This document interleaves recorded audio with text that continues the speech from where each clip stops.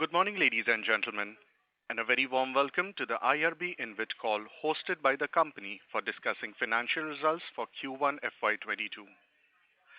We have with us today on the call Mr. Vinod K. Menon, Mr. Anil Yadav, Mr. Rishabh Gandhi, and Ms. Swapna Vengurlekar from IRB Invit team.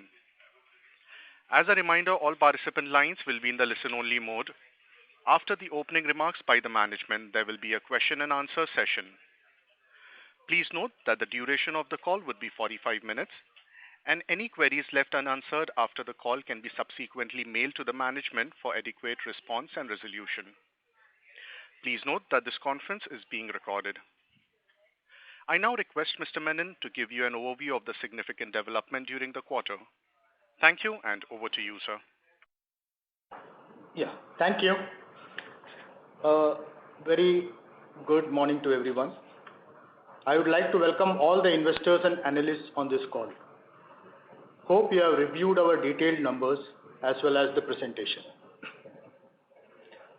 From April 2021, various state governments have imposed restrictions on travel considering the rise in COVID cases, and this has led to softening in collections in the months of April and May 2021 to the extent of around 20 to 25%. We have seen improvement in the toll collections from the second week of June 2021. The toll collection in July 2021 is encouraging in spite of the partial restrictions still imposed by various state governments and the heavy rainfall in the month of July 2021. As per the provisions of the concession agreement, we are eligible for extension of concession period if the toll collection drops below 90% of the average collection before such intervention. We have filed our claims for the extension of time across all these projects and the proportionate reduction of premium. As per across the projects, we have witnessed 36% growth YOY for quarter 1 FY22 after eliminating the impact of 19 days of complete toll suspension in the last year and excluding the Amritsar Pathankot project where tolling is temporarily halted due to the farmers' protest. This reflects that the impact of second wave of pandemic was far lower as compared to the first wave. Regarding the portfolio, the numbers would have been stronger had APBOT also contributed to the same. Due to the ongoing farmers' protest, tolling for the project has been halted since the last October beginning. NHAI, however, has come out with a circular covering farmers' protest under force majeure clause of the concession agreement, whereby they will be paying 50% of the O&M and the interest costs as reimbursement in cash, and an extension in the concession agreement to compensate for the revenue loss during the toll suspension period in line with our expectation and as communicated to you all and the unit holders during our last con call. Based on the circular, we will get cash compensation to the extent of 75% of the claim amount immediately. This will help to improve payout to the unit holders. Our per day collections have improved to over rupees 3.7 crores for the quarter ended June 2021, even without any contribution from the Amritsar Pathankot project, as compared to rupees 2.96 crores per day for the quarter ended June 2020, considering only the operational 72 days. We have received toll rate revisions in Jaipur Devli, Pathankot Amritsar, Tumkur Chitradurga and Talegaon Amravati projects at the rate of approximately 3.9% applicable from April 1, 2021. Bharuch Surat rate revision was to the tune of 7.9% applicable from July 1, 2021. Surat Daisar and the MVR project rate revision will be from the 1st of September 2021. We have seen a spurt in the toll collection in quarter 3 and quarter 4 of the last year. Similarly, we expect growth in the toll collection once restrictions imposed by the state governments are lifted. With high single-digit GDP forecast, we expect to deliver around 10 to 12% growth in the revenue for FY22 in spite of the soft collection in quarter one. Considering the collection trends as seen during the recovery post second wave of COVID, we expect to generate stronger cash flows for the ensuing year, which along with the compensation for the Amritsar Pathankot on account of farmers' protest, will lead to a higher distribution for FY22, more than 8.5 per unit undertaken for FY21. As already disclosed to the unit holders, we have received an arbitration award by the Honorable Tribunal for Amritsar Pathankot project, which would, if and when implemented by NHAI, will give a 518 days concession period extension, which will be accrued to the SPV and the trust. With respect to the addition of assets to our InvIT, we are on track to add at least one project by the end of FY22. Based on the recent update, NSE and BSE have reduced the trading lot size for the trust from existing 2,500 units to 1 unit, which shall be effective from 11th of August 2021. So that's all for my part of this call. I would now request Mr. Gandhi to take you through the financial performance for the quarter and the year. Over to you, Rishabh. Thank you, sir. I would like to present the financial analysis for the quarter ended June 21 compared with the corresponding quarter of previous year, June 20. The total consolidated income for the quarter ended June 21 has increased to rupees 337 crores from rupees 198 crores for the quarter ended June 20. The consolidated toll revenue for the quarter ended June 21 has increased to rupees 249 crores from rupees 167 crores for the quarter ended June 20. EBITDA for the quarter ended June 21 has increased to rupees 275 crores from rupees 141 crores for the quarter ended June 20. Interest costs, which includes interest on premium deferment for the quarter ended June 21, has decreased to rupees 35 crores from rupees 38 crores for the quarter ended June 20. Depreciation, including amortization, for the quarter ended June 21 has increased to rupees 129 crores as compared to 80 crores for the quarter ended June 20.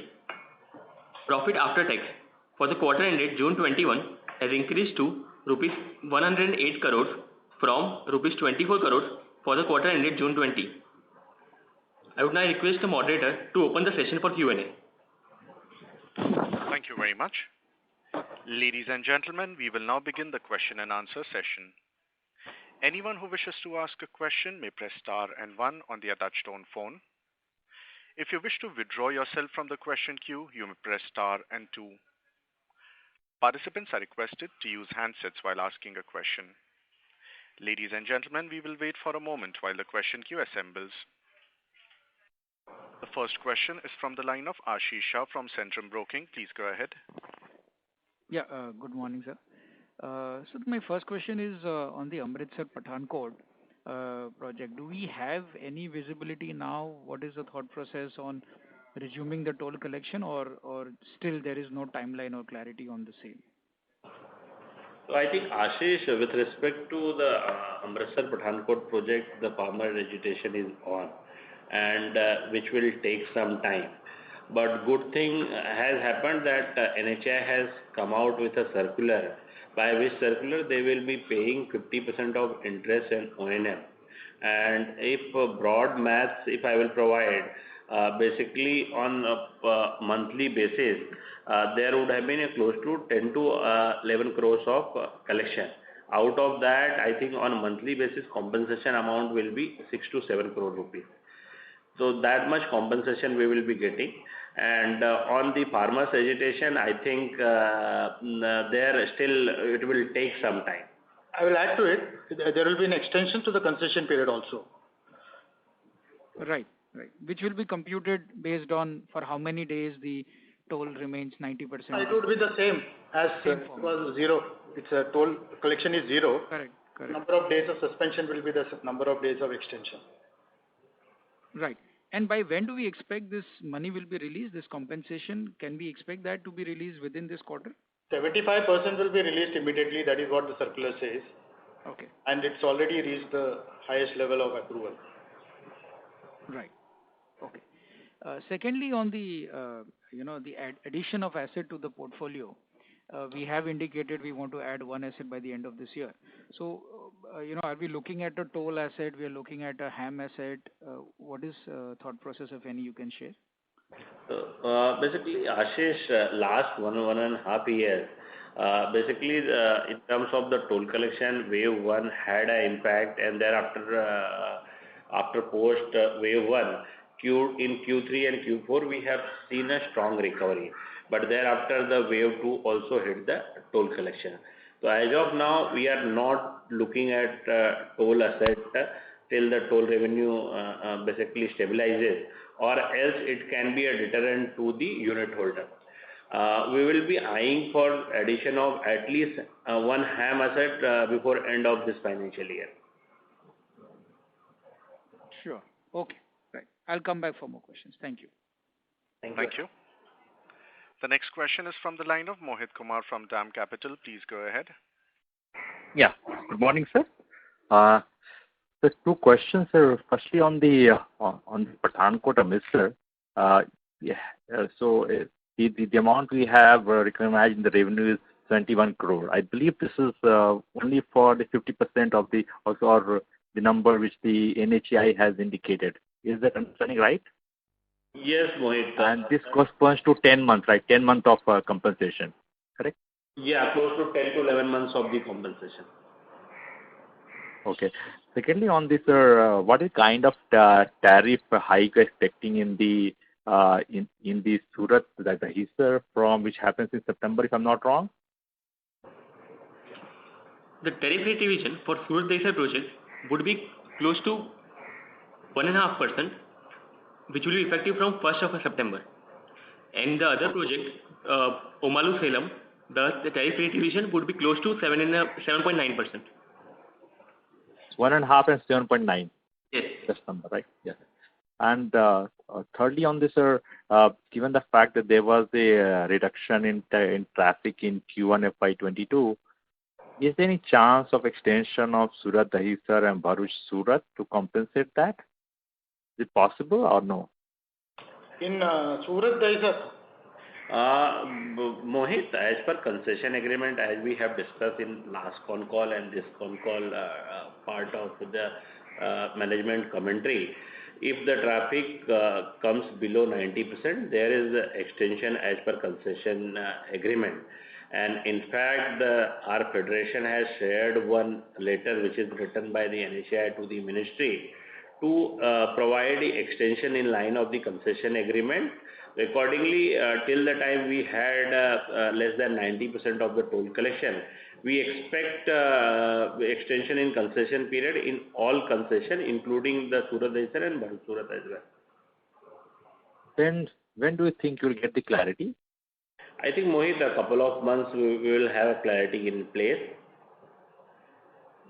Understood, sir. Thank you and all the best. Thank you. Thank you, Mohit. thank you. Thank you. The next question is from the line of Rishabh Dalal from Praveen Rathilal's Shares and Stock Broking. Please go ahead. Yeah. Thanks for the opportunity. My question is also on the addition of assets only. So, your 55% of the revenue does come from Surat, Bharuch Surat and Surat Dahisar. And you, in the investor present, do mention that, the end of concession period will be April and May 22, but with the asterisk saying that considering anticipated extension of time. So, the first question is, so what kind of an anticipation do you see? I mean, how long can it be in our portfolio? And after it is, after the extended concession period ends, so do you plan to rebid for the asset, or if the new asset is going to come, will it be able to compensate for the kind of share of NDCF it has in the current portfolio? So basically, coming back to your first question with regard to the concession period ended, Basically, this concession period end date is without factoring the wave 2 COVID impact. Whatever the extension we will get based on the wave 2, that will be additional from whatever the date is mentioned in the presentation. That only factors the wave 1 compensation. And coming back to your other question with regard to Surat Dahisar and whether those projects can be rebid. Definitely, if those projects will come for the toll collection, the trust can rebid. But if it will come for the construction along with it, then trust, depending upon the size of the project, may or may not be qualified to bid. Because trust, being a public trust, cannot have a asset more than 20% under construction in terms of the overall, basically, enterprise value of the asset. So it will depend on that particular time. And as I have told in earlier question reply, we are eyeing to add 1 or 2 HAM asset every year, and probably will be adding 1 HAM asset in this year also. And third question with regard to the payout, if those assets goes off, without considering any new addition or any basically extension in the current concession period, we based on the valuers projections are there in the public domain, and based on those numbers, we will be able to pay out in range of 8.5 to 9 rupees minimum every year based on those numbers. So if I am understanding it correctly, you mean to say that without any addition, but considering the new HAM asset that will come in the portfolio, you will be able to pay out 8.5 to 9, and Surat Dahisar and Bharuch Surat will not be in our portfolio. Is this the correct assumption for that 8.5 or 9 distribution payout that you are talking about? Yes, you are absolutely correct, except that I am not considering even HAM asset addition also.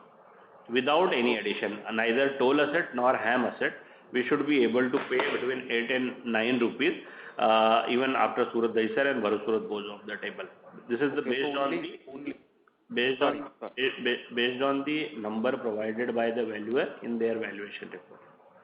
Okay, so only from the remaining 5 assets, so Tumkar, Chitranganga, Jaipur, Deoli and all those, we will be able to generate a distribution per unit of 8.5 to 9. Yes. Is that understanding correct, right? Yes, that understanding. And just a follow up to what you said. So you said that the trust might bid for Surat Dahisar and Bharuch Surat, or the trust might not. So at what point of time in this financial year can we get an idea whether the trust will be able to bid or will not be able to bid, considering that we need only 20% of the portfolio or of the assets under construction? Basically, till the bids are not out, we will not be able to provide any color on that. So whether NHAI has intent to basically that award that particular asset again, or they have a different intent, because you might have heard that NHAI is also coming out their own InvIT. This project may form part of their own InvIT as well, and or basically this can form a part of some TOT. So it will basically it will be decided in future, and today we should basically expect that the trust may or may not be able to bid for those projects. But can we get an idea at least by the end of December or so, a rough idea whether we'll be able to bid or not? Sir, if NHAI comes out with the tender, we will be able to inform to the unit holder. But if there is no bidding strategy by the NHAI, we'll not be able to commit by December as well. Basically, these projects are ending in May 2022, right? So NHAI would not be able to come up with a tender before the end of the project. Right. And just a small humble suggestion from me, now there are InvITs where even pension funds are investing into those InvITs. So I think if we as a InvIT fund, if we can disclose more about what are the new assets, what are we planning to add, I think we can also get more marquee investors into our InvIT also. This is just a humble suggestion from my end. I am sure that the management is capable and will consider the same. Definitely, we will try to consider that. Basically, whatever the assets are there, basically, if we include basically before even having the preliminary discussion, that may not be appropriate. But anyway, we will discuss internally, and if it is feasible, then definitely we will include that. Okay. Okay. Yeah. Thanks. Thanks again, and all the best. Thank you. Thank you. Thank you. Thank you. The next question is from the line of Ruhi Pabari from Reliance Nippon Life. Please go ahead. Hello. Thank you for taking my question. So I have two questions. One is with respect to the DPU, which is announced for this quarter at 1 rupees 80 paisa. So please correct my understanding if it is so. So the decline is basically because the cash flows in form of interest which is received from the SPVs is comparatively less than what was received at the same period last year. And there is, I think you've also mentioned that some 33 crores roughly is due but not received. So wanted to understand that these are from which assets and by when you expect this to be received, and what is the reason for the delay. And secondly, that do we have the strategy of creating the reserves or something like that so that, we do not have fluctuating DPUs, we have a smoothing of DPUs for that. So that's my first question. Yes, thanks for your question. So basically, coming to your first question with regard to the payout, the corresponding quarter of the last year, we have paid 1.5 per unit because that time also because of the wave one, the toll collection was impacted. And last year in first call also we have said that we are pay 50 paise we have paid out of the retention. So the actual payout was close to 1 rupees in the Q1 of FY21. Now coming to Q2 of FY22, we are paying out 1.8. And as in the opening remark, we have provided that the April and May, in fact, first fortnight of June also, the number were impacted in range of 20 to 25%. And this has led a lower collection as well. Now, third question with regard to the one SPV is not able to pay out the interest. As we have informed last time also, there is a freeze on the escrow account because of some minor dispute with the NHAI. And once that freeze is basically removed, then we will be able to pay out this interest also. And so basically there also roughly 55 crore rupees is stuck over there, and probably in this quarter or next quarter that will get released, and plus we will get a amount for Amritsar Pathankot. So I think with that we will be able to better the payout what we did last year. Last year we have paid around 8.5%, and we should be able to better in this year. So, sir, what I understand is basically since the collections were better than the same period last year, the money is there, but it is stuck in the escrow accounts, and hence it is not received to the trust. Is that correct? Yes, to the extent of 30 crore rupees, yes. Okay. So, and sir, with respect to, do we have this strategy or the policy of creating some kind of reserve? Like you said, last year 50 paisa was paid from that retention money. So, was something like that also done this year as well, or no? So basically, from last year post the first quarter result, we have started distributing close to between 90 to 95% to the unit holder.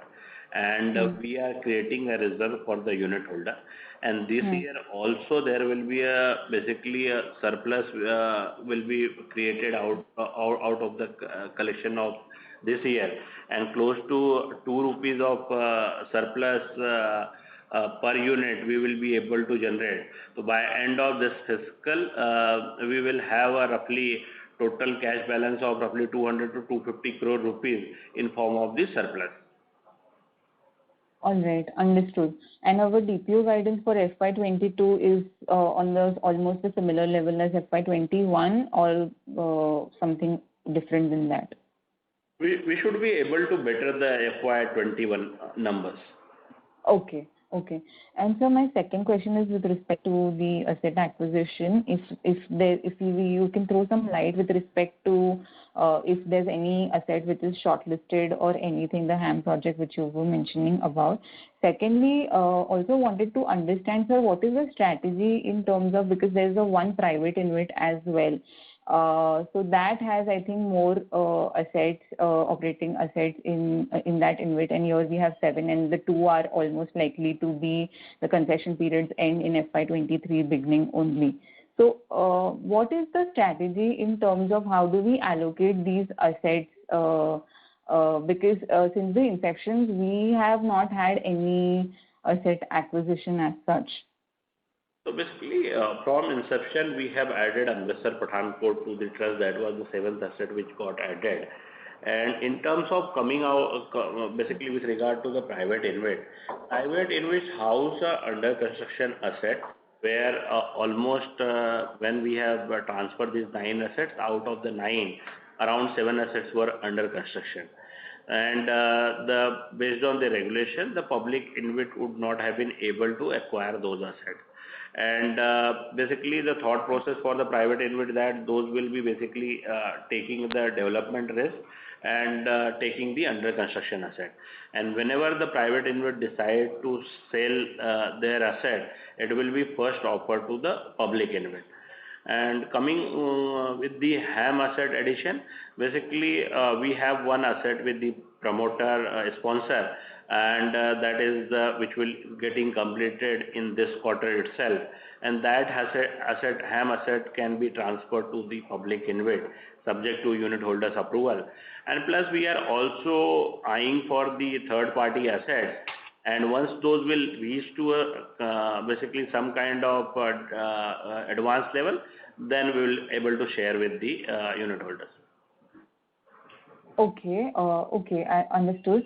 So just last thing, when you say the private InvIT holds under construction projects, so at what stage of under construction those are transferred to the private InvIT? And because what I understand is right now all the 9 are revenue generating assets, if I'm not mistaken. I think this is a call for the public InvIT, right? I think just to provide there, those assets included 4 to 6 laning, and 4 to 6 laning assets, the revenue starts from day 1. Okay. And those assets are under construction, but simultaneously we are collecting the toll as well. Understood. Thank you so much, sir, for your answer. Thank you. Thank you. Thank you. The next question is from the line of Ashok Shah from LFC Securities. Please go ahead. Thanks for taking my question. Sir, first of all, after distribution of 1 rupees 80 paise, what's face value of the unit remaining after refunding basic 0.60 paise to the investors?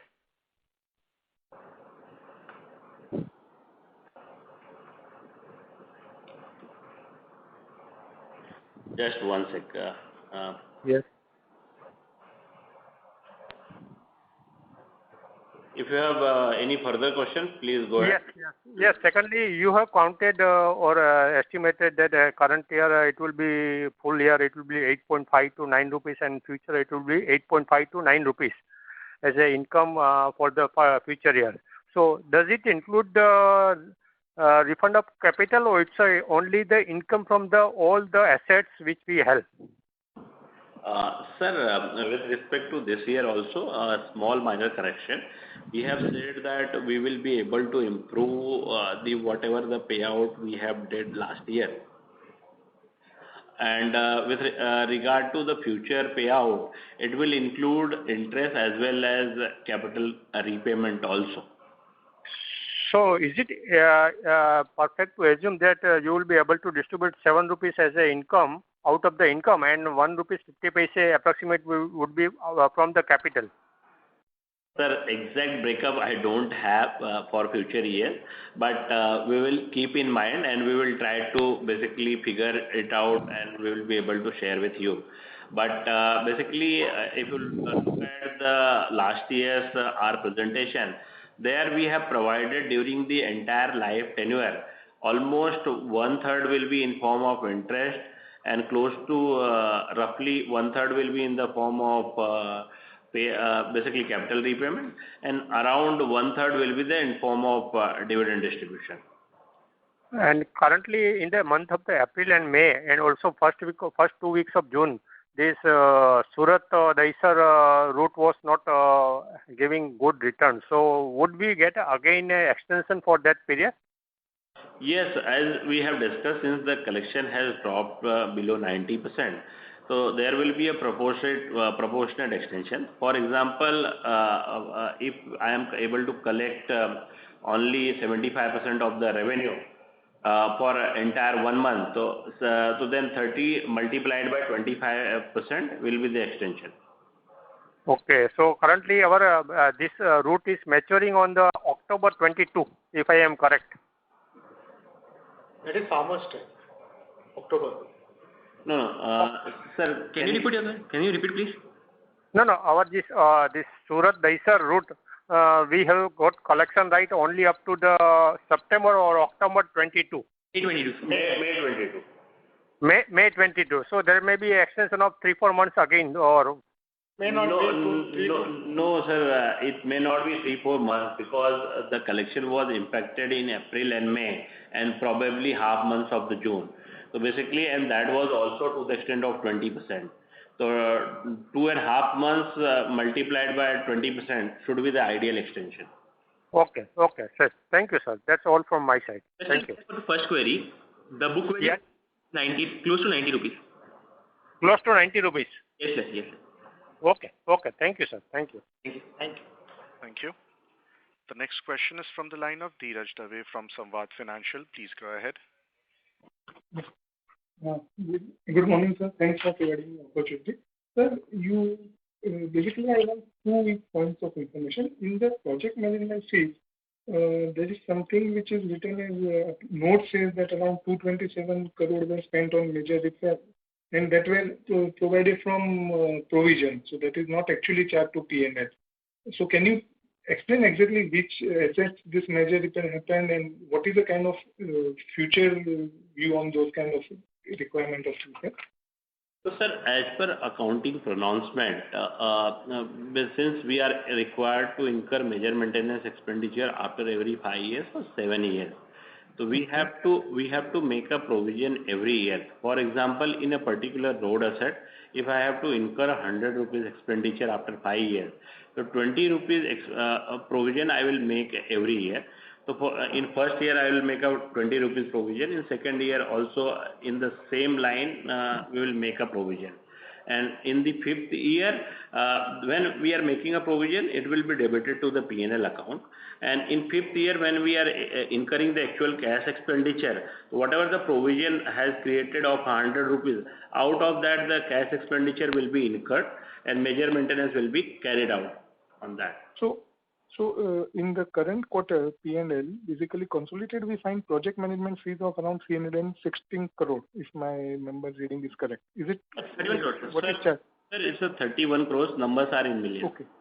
31 crore. Sorry, I made a mistake on that. So 31 crore plus we have approximately whatever is our spent on major repair. So that's actually cash outflow, right? 31 plus 27 crore. Yes. 31 plus 23 crore. That's correct. Yeah.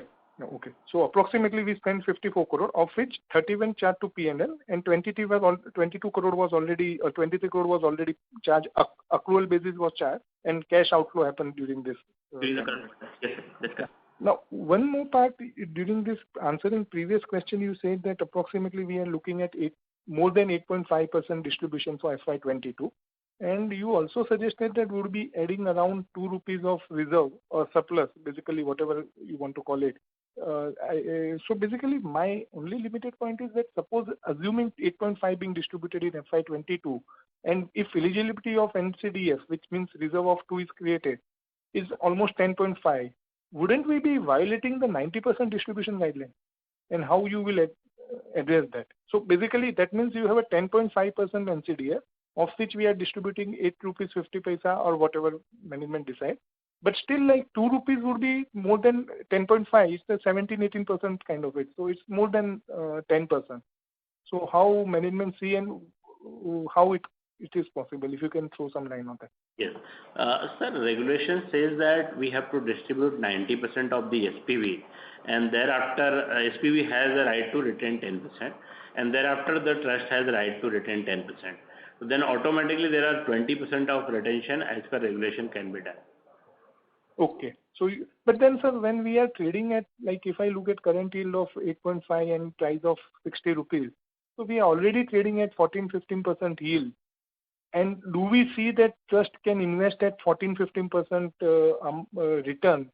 Doesn't it not making sense? I mean, while I understand you should streamline and smoothen the return, but actually speaking, it is like 14-15% opportunity cost. So why management should be, means I appreciate that there should not be unevenness and very drastic kind of change, but creating a 20% reserve, actually you are depriving unit holder to a 13-14% yield kind of it, opportunity cost wise. Sir, basically the idea to retain the money is not only the distribution, and this money can be utilized for the acquiring some of the asset also. For example, if we are acquiring an asset of 1500 or 2000 crores, and if we have a retention of 200 or 300 crores, that can be utilized for the to that extent we can draw debt less, and that amount of the retention can be utilized as the basically management. But that's a fundamental question. You can raise debt at 8%, while your opportunity cost is 14%. Sir, so why should you finance an asset when you have a capacity to raise debt? A 14% opportunity cost, actually speaking, that is what is happening. You are financing something which is possible at 8% or something. Now, implied cost. I am not saying you are giving actual cost. Actually speaking, see, basically other invite, they have a yield is almost like 9% or something. While in our case, unfortunately, we find a vast difference between the whatever is, for whatever reason, market is giving yield of around 14-15% and our borrowing cost is 9%. So, in fact, deploying that money, at least whatever limited finance I understand, is going to dilute value for shareholder rather than if you can raise it through debt of 8% and you can distribute with money. That's my understanding. I understand what you are saying, but how does it how you align these two objectives? Sir, I understood you, but increasing the debt basically at trust level also increases the beta for the trust. And we will try to balance the mix between debt and equity. And if we have some retention in spite of paying out around 10 rupees, then definitely as a management we thought it will be more prudent to acquire the asset with a mix of debt equity instead of acquiring through entire debt. Okay, so I would take this last statement and probably you can deliberate, and that would be then from my side. Thanks a lot. Only point is that basically the best way is to distribute money, improve the yield on current yield on asset, and then you go for rights or something like that at higher NAV. See, unfortunately today our NAV is like, if your face value is 90 rupees and we are trading at 60 rupees, NAV might be 104 or whatever is being disclosed. We are almost trading at 40% discount to the market. So that is actually what we need to address. In fact, if you are, in my limited opinion, even if you don't acquire assets, first you try to reduce that discount rate to NAV, and then, because the trust has sufficiently long time, you can take after 5 years, 3 years, 2 years. If you take an asset which you can finance with 7% debt and you are refinancing with 14% paper or something which is trading at 14%, that's, in fact, it's too high. So if it was like 9%, then it would not have it's fine, 1-2% here and there. But like today, your cost of your current yield on paper is 14-15%. Your borrowing is 7-8%, and basically the 7% delta to be made there.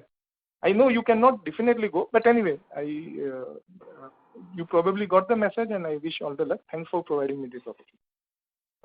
Thanks.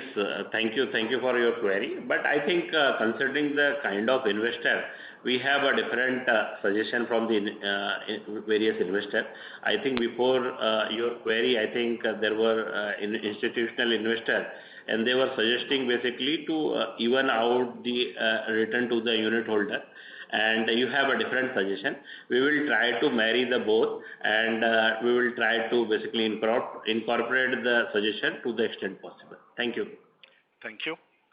Participants are requested to limit their questions to 2 per participant. Time permitting, you may come back in the queue for a follow-up. The next question is from the line of Abhilasha Satale from Dalal & Broacha. Please go ahead. Thank you for taking my question. My question is pertaining to Pathankot Toll Road, the arbitration award, which is likely to be received by the company of 252 crores. I want to know, in the disclosure, it is given that the appropriate amount will be settled towards claims of EPC contractor. I want the details of the same,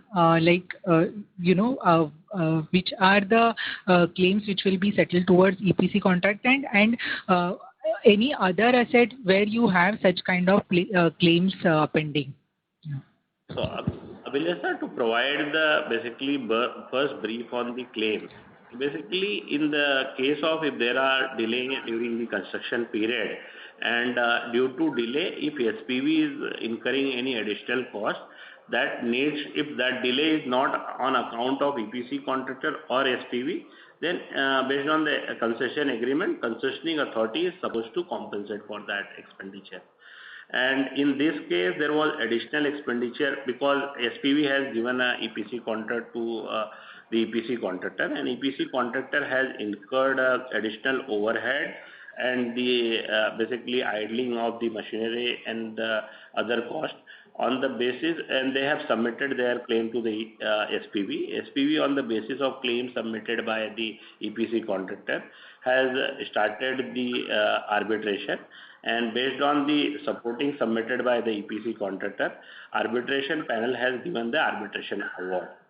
So first and foremost thing is that there should be additional cost incurred by the SPV to claim it from the arbitration, which SPV is liable to pay, and it was not actual liability for the SPV in worst case scenario also, because the selling shareholders has given an indemnity that in case of any untoward event prior to the transfer will be the responsibility of the selling shareholder. Now, with regard to the extension of concession period, that will flow to the SPV, which is a 500 of 18 days, which translates roughly 200 crores rupees based on the whatever the last collection on Amritsar Pathankot.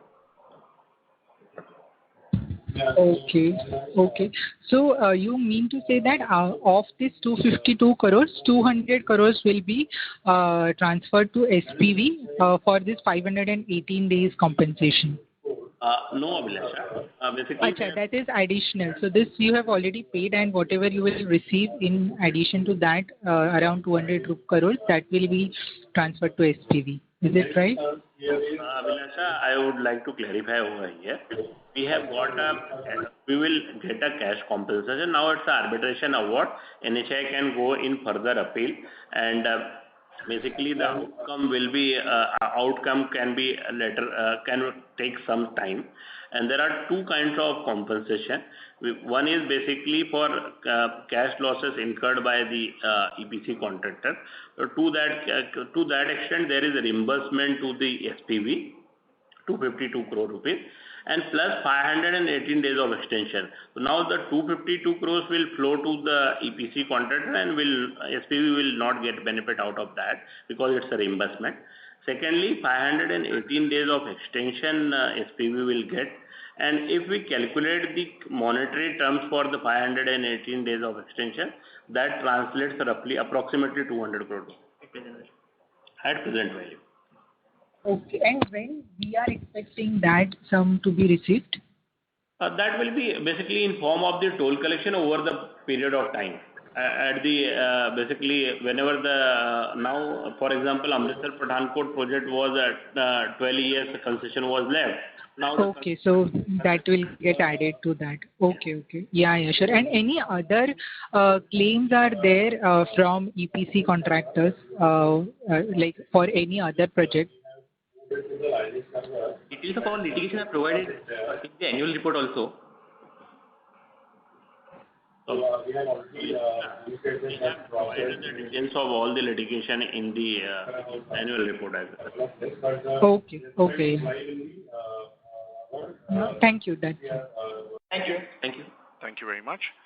I now hand the conference over to Mr. Menon for closing comments. Yeah. Thanks to all the participants in today's call. Hope the management has satisfactorily replied to all your queries. Hope to have an interaction with you all very soon. Till then, please do take care of yourselves. Thank you. Thank you. Thank you very much. Ladies and gentlemen, this concludes your conference call for today. Thank you for your participation and for using Research Bytes conferencing service. You may now disconnect your lines. Thank you and have a great day.